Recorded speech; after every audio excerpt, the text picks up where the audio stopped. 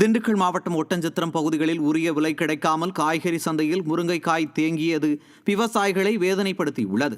ஒட்டஞ்சத்திரம் காய்கறி சந்தை மற்றும் திண்டுக்கல் காந்தி மார்க்கெட் பகுதிகளில் முருங்கைக்காயின் வரத்து அதிகமான நிலையில் 1 கிலோ 10 ரூபாய் வரை மட்டும் விற்பனையாவதால் விவசாயிகள் வேதனையடைந்துள்ளனர். ஸ்டாலின் அரசு முருங்கை விவசாயிகளுக்கு உரிய நிவாரணம் வழங்க வேண்டுமென விவசாயிகள் கோரிக்கை விடுத்துள்ளனர்.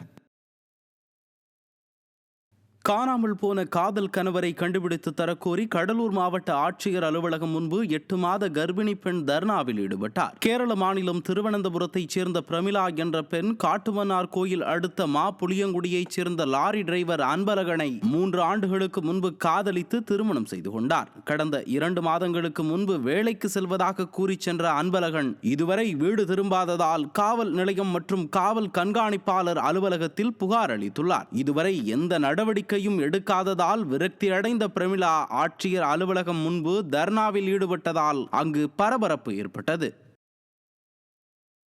திருவண்ணாமலை மாவட்டம் செங்கம் பேரூராட்சி 15வது வார்டில் சாலை அமைக்க அனுமதி பெற்று 2 ஆண்டுகளாகியும் இதுவரை எந்த பணிகளும் நடைபெறாமல் உள்ளது. 2 ஆண்டுகளுக்கு முன் சாலை அமைக்க 1,80,00,000 ரூபாய் நிதி ஒதுக்கீடு செய்து அதற்கான பணி ஆணையும் வழங்கப்பட்டு இதுவரை எந்த பணியும் நடைபெறாமல் உள்ளது. இது குறித்து பல முறை முறையிட்டும் அதிகாரிகள் முறையாக பதிலளிக்கவில்லை என குற்றச்சாட்டு எழுந்துள்ளது. சாலையில் குளம் போல் தேங்கியிருக்கும் கழிவு நீரால் பொதுமக்கள் வேதனை அடைந்துள்ளனர். ஸ்டாலின் அரசின் மாவட்ட நிர்வாகம் இனியாவது நடவடிக்கை எடுக்குமா என இந்த பகுதி மக்கள் கோரிக்கை விடுத்துள்ளனர். திண்டுக்கல்லில் பழுதடைந்துள்ள கட்டடத்தால் உயிருக்கோ உடைமைக்கோ பாதிப்பு ஏற்பட்டால் மாநகராட்சி பொறுப்பல்ல என நோட்டீஸ் ஒட்டப்பட்டுள்ளது வணிகர்களை அச்சத்தில் ஆழ்த்தியுள்ளது.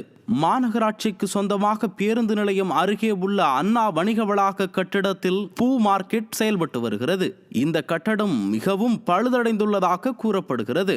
இதனால் அண்ணா வணிக வளாக கட்டிடத்தில் செயல்பட்டு வரும் அனைத்து பூக்கடைகளும் வருகின்ற 5ஆம் தேதிக்குள் காலி செய்யும்படியும் ஏதேனும் அசம்பாவிதம் நடந்தால் தங்களுக்கு சம்பந்தம் இல்லை எனவும் மாநகராட்சி தரப்பில் நோட்டீஸ் ஒட்டப்பட்டுள்ளது.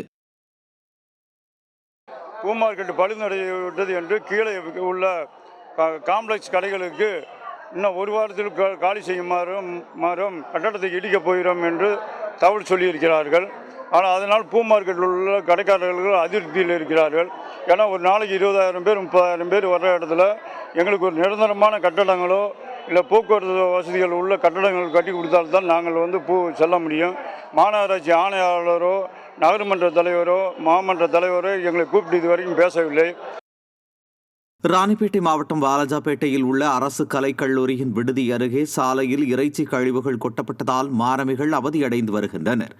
மேலும் அங்குள்ள குட்டையில் குப்பைகள் கொட்டப்படுவதால் அப்பகுதி மக்கள் தொற்றுநோய் பரவும் என அச்சத்தில் உள்ளனர். திறனற்ற திராவிட மாடல் அரசின் சுகாதாரத்துறை அதிகாரிகள் அலட்சிய போக்குடன் செயல்படுவதால் கல்லூரி மாணவிகள் மற்றும் பொதுமக்கள் அவதியடைவதாக குற்றச்சாட்டு எழுந்துள்ளது.